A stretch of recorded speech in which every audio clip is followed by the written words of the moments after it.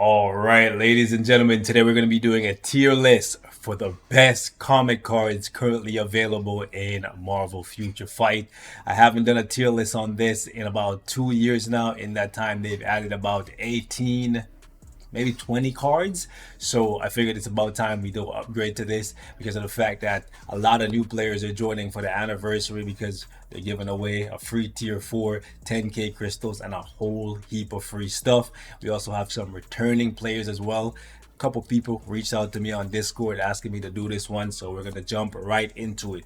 Now, if you've been playing this game for a while, you probably already know the major ways to acquire comic cards, but I want to touch on that briefly for the new people coming in. Okay, if you are brand new to the game, actually, let me pull this up real quickly for you. Boom, when you log in for the first time, they're actually going to give you on your 7th day 2 comic cards. Make sure you hold on to these. Actually, make sure you equip them as soon as you get them because they're going to help you tremendously at the beginning of the game.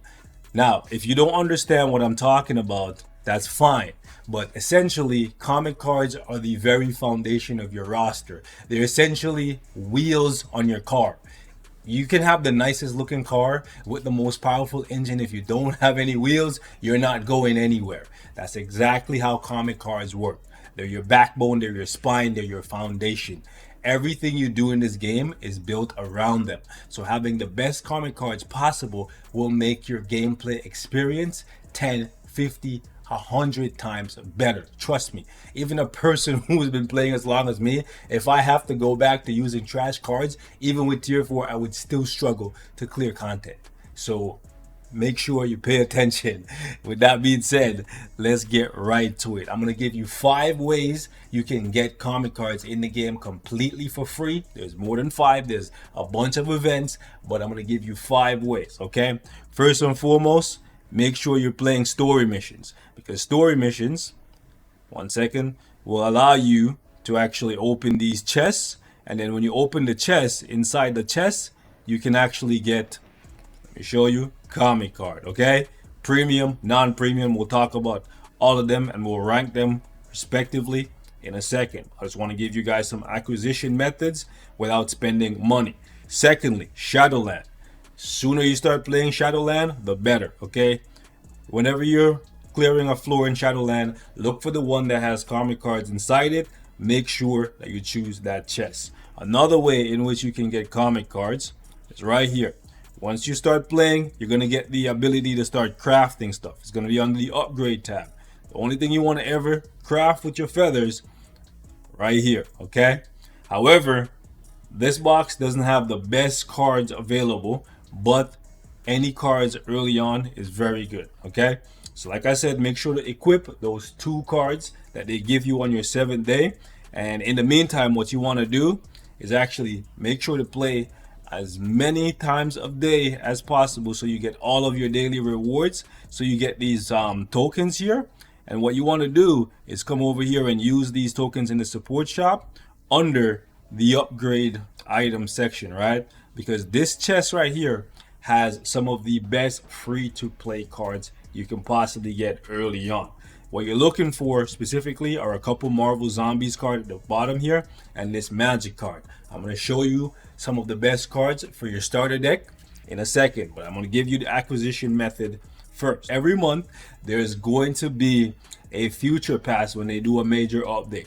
You want to do enough to get these tokens, these premium comic card tokens, and then you also want to make sure every day as soon as you unlock giant boss raid, you come in here and you want to go in and get these 10 tokens by any means necessary. Even if you have to write in your little notes and say, hey, I'm new to Marvel Future Fight, please don't kick me, I need the tokens. Just go in, when you go in a party, spam that message and someone will help you. But what happens a lot of times is if you go in with a weak team, people will kick you because they're not strong enough to carry you. Put a little message just to let people know you're new and they'll try to help you, okay? Some people might not have the strength to help you, so you might get kicked, but it's fine. It happens. Once you get those tokens, you want to come over here and you want to use it, or use them rather, on this chest right here. This chest has 15 cards inside it. 15 of the current 21 premium cards in the game. If you just play for like 3 months, 4 months, eventually your luck will get you to a point where you have some of the best cards available and you never have to spend a dime to acquire them. Now, after you acquire them, you still have to craft them, and then you're going to have to roll them to get perfect stats and all that stuff. All right, let's jump in. So this is the tier list right here. We got the best hybrid set, the best PvE set, the best PvP set, the best cards overall, good cards, worst cards, new player login bonus, the 2 cards that I spoke to you about previously, this one and this one, you get from simply logging in as a new player starting the game in 2025. This is really good because they have additional peers on there, and additional peers is why you have to craft premium cards. So these are non-premium cards coming with premium stats. Absolutely amazing. If these were around when I started the game, I would have felt like a god. Okay, I would have been the second coming of... Okay, let me not get religious over here. I want to offend nobody, but still, these cards are very, very good. The moment you put them on, they're gonna make it look like you've been playing the game with like sticks and stone, and you just got assault rifles. And then from there, you upgrade to premium cards and craft them later on. Woo! You got a rocket launcher on your hands. Okay, now let's talk about your starter deck. So with these in the mix, you want to go Loki next, and then from there, you can legitimately just put in, let me see, any of these zombie cards. So Zombie Hulk, Zombie Iron Man, what's it called? Thor. That Marvel Zombies is old, but it's good still.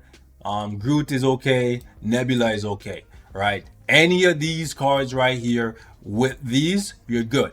Ideally, what you're hoping for in terms of stats is about 36% cooldown and about 30% ignore defense. Very important. The rest of the ignore defense to get you up to 50%, which is the cap, you're gonna get from your ISO set and your fort gear. Okay, so 36% cooldown and then 30% ignore defense, as much energy and physical and all attack as possible. Any combination of these cards, perfectly fine. Now the rest of these cards are pretty much just useless. These right here, this.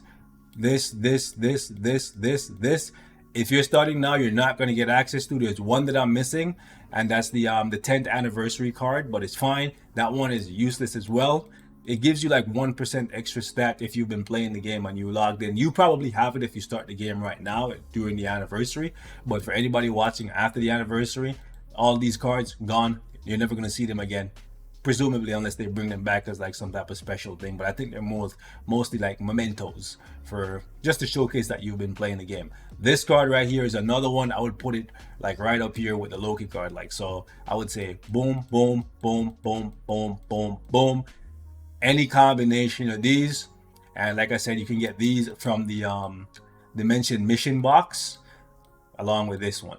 Okay, I believe they're also in the Shadowland box, but I could be mistaken. But for sure, they're in the Dimension Mission box, and you can pop those multiple times a day. Eventually, you'll get a couple of these, and you're good to go. Now, after that, let's talk about the premium cards, because these are the ones that you can get. So these ones right here, let me just put them in right away. Okay, they're rare, but they're trash. Okay, all of these trash. Okay, absolute trash. Let's see. This is also trash. This is also trash. This is also trash. If you get these, do not equip them. Do not craft them. Do not re-roll them. They're there to use as fodder later on to re-roll. Actually, this one as well. Like, all of these are really, really bad. Okay, so do not equip them. Do not re-roll them. Do not craft them. Just because they're gold and shiny does not mean they are good. Okay, all right, let's talk about the good ones. This is a good one. That's a good one. This one, I would say this is a good one as well, because it's easy to roll the ideal stats. It comes with all attack, energy attack, and physical attack, so you really only have to roll for like crit rate, crit damage, max HP, that kind of stuff. Okay, this is also a good one. That's a great one. I would say my girl Luna, that's one of the best ones. I would say that's one of the best ones. That's one of the best ones. I would say Marvel Zombie is probably one of the best ones. So like best cards in the game, probably looking something like this. If you come in and you're saying, I don't care about fighting other players and I only want to kill the bosses, the giant boss raids, the world bosses, the alliance battles, okay? Your set's going to look like this. This card is going to be in every set. So let me just go ahead and put it in. Literally, every set will have this card, okay? This is literally the best card in the game, but it's not alone because this card can technically be in every set as well. Technically, okay? Anyways, hold on. Let me move that. Boom. Okay, cool. PvE, you want this, you want this, you want White Fox, and you want any combination of these guys. Okay? Something like that. And you're good for PvE. Okay? Let me put these cards go in the good category. Like they're good on their own. I would say if we reshuffle this, I would say these guys go like that. She goes like right here. And then, yeah, I would say that's about how it goes. All right.